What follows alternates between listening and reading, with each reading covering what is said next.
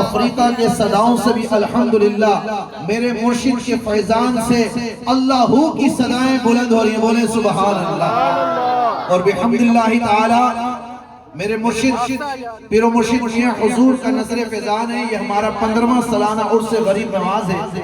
11 سال سے آپ کی جلوہ گری ہو رہی ہے۔